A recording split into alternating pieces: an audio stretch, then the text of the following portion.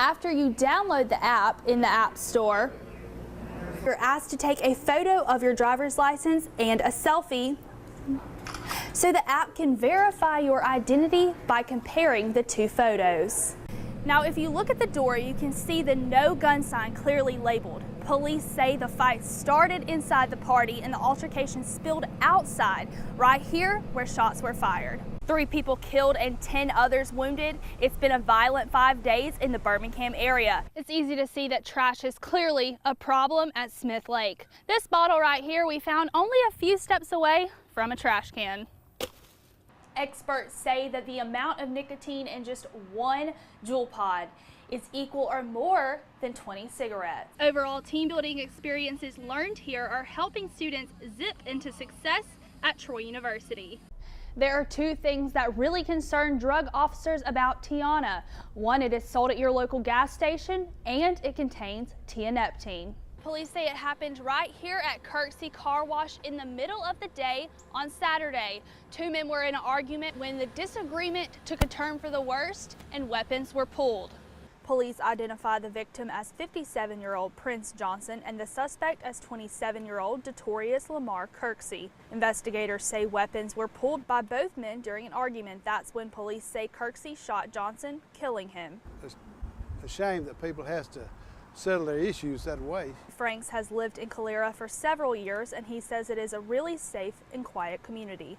It's really, unusual.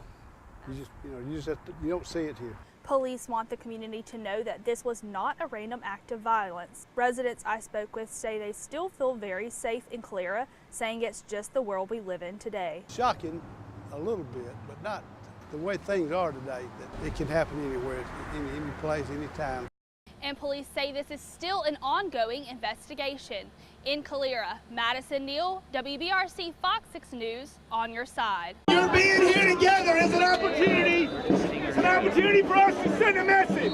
On Thursday, over 1,000 students from Alabama's 14 public universities rallied together in front of the Alabama State House. This is our 19th effort to try to make sure that the people who make public policy in this state understand the value of the investment in our universities. And this year's Higher Education Day was different than in the past. Instead of one large rally on the State House steps, there was a smaller rally and a formal luncheon on the Capitol grounds. We tried to do a little combination. We thought if we could put the energy of the rally into the parade and then have a chance for them to talk one-on-one with these policymakers, that the policymakers would really hear the most important part of this, which is the story of the individuals. And one of the speakers present at the luncheon was Governor Kay Ivey, who talked about the importance of higher education. I'm a product of higher education. I finished at Auburn, and my first career was a high school teacher, so I too know the importance of quality higher education institutions helping train our young people for their futures and their careers. Traditionally, Higher Education Day is about college students coming to ask for more funding,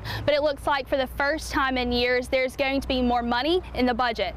Fortunately, a great thing has happened. We've got an increase in education funding this year, and it's basically because we've lowered the unemployment rate. When you lower the unemployment rate, it's more money for education because people have jobs and they pay taxes, they pay income tax and sales tax. So that money has extended this year what we've been getting in the past. So we've been able to have a pretty good bump up in the budget. So all of higher ed is going to get an increase. Dial says this budget should keep boards from having to increase college tuition this year. In Montgomery, Madison Neal, Troy, Trojan Vision News.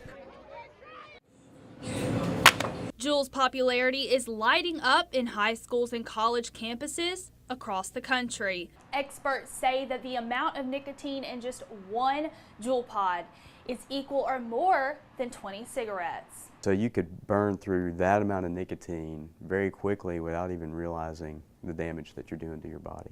Alan Miller with Compact 2020 says school administrators tell him they still see these devices even when they are hard to detect in a school setting. The Juul device itself, it looks similar to just a normal USB drive. The FDA made a surprise visit to Juul's corporate office, collecting thousands of documents related to their marketing practices. Miller says marketing these devices to teenagers is a growing problem, and it needs to be addressed before it causes serious harm. There are a number of studies that are out there that tell us that use of those, any kind of mind-altering substance as a teenager with a growing brain, increases the chances that you're going to develop a dependency.